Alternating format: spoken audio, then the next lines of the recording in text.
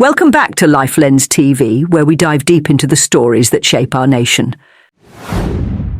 Today, we're talking about something that's got Kenyans fired up. And no, it's not politics or the rising cost of living.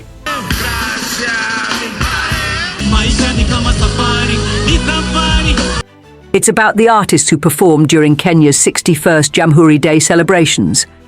Instead of basking in applause and gratitude for their performances, these artists are now grappling with insults,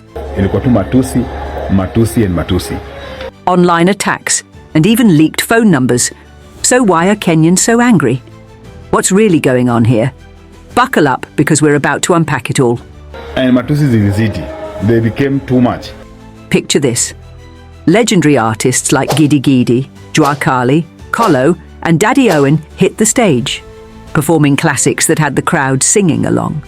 For a moment it seemed like the perfect celebration. Good vibes, great music, and pure nostalgia.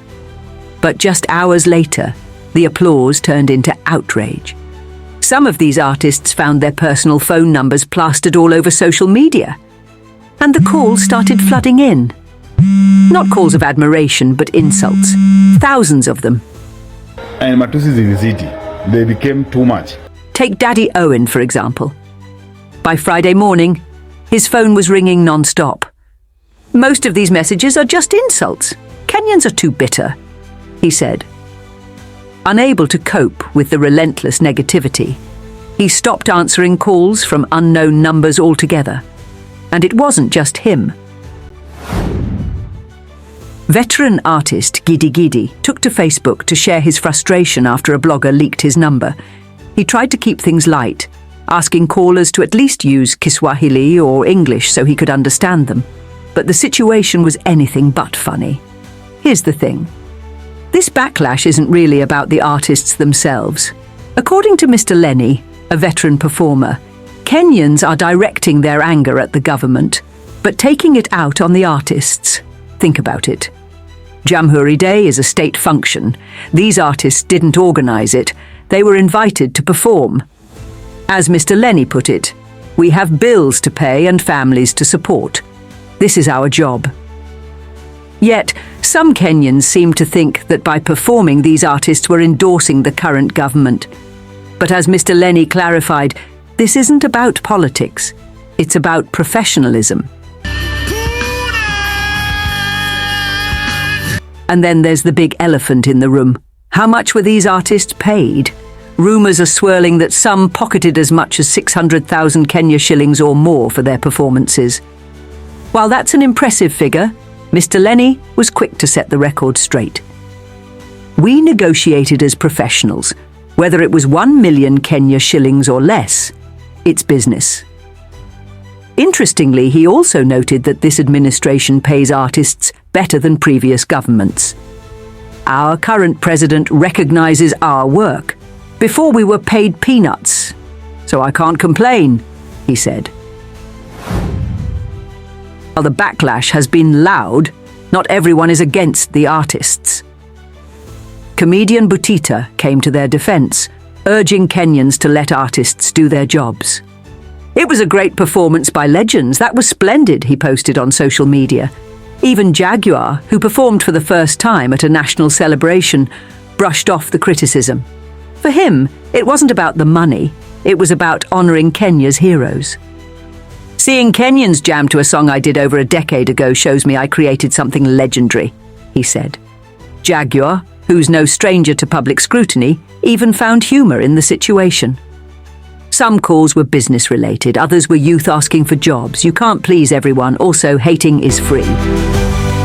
But here's the big question, my people. Are Kenyans justified in their anger? Or are we misdirecting our frustrations at the wrong people? And what does this say about the relationship between artists and their audience in Kenya today? Veteran Genja artist Jua Cali shared his take on the growing criticism.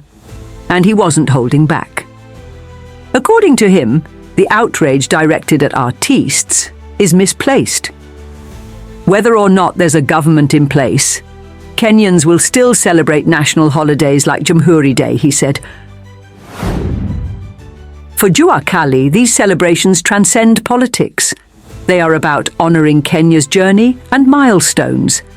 He was firm that performances at such events are meant for all Kenyans, regardless of their political leanings. When we perform, it's for the country.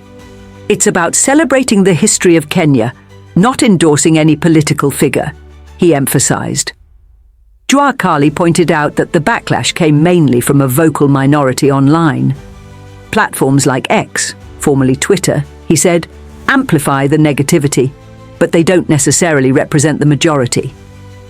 Social media is full of pseudo-accounts spreading hate, but most Kenyans don't have an issue. My true fans still support me and my career hasn't suffered, he said confidently. Despite calls for boycotts, Jua Cali and others believe these performances are opportunities to unite the nation, not divide it.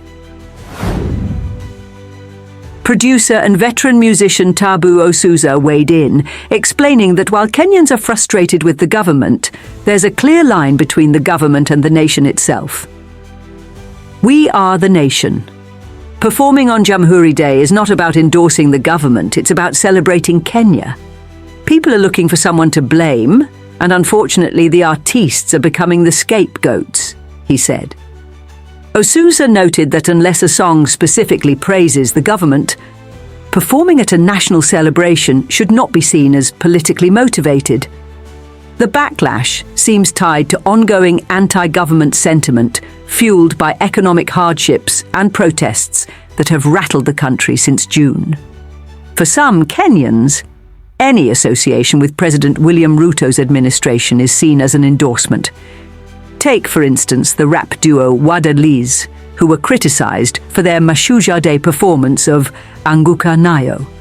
The song had been adopted as an anthem for youth-led protests earlier in the year. Despite this, the duo defended their choice to perform. "We are hustling like any other Kenyans," said their manager Sam Michaka. "People will always talk, but Wadaglis will continue doing their job." What do you think, LifeLens family?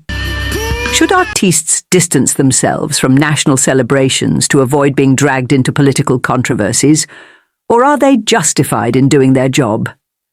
Let us know in the comments, and don't forget to like, share and subscribe. Hit the notification bell so you never miss an update.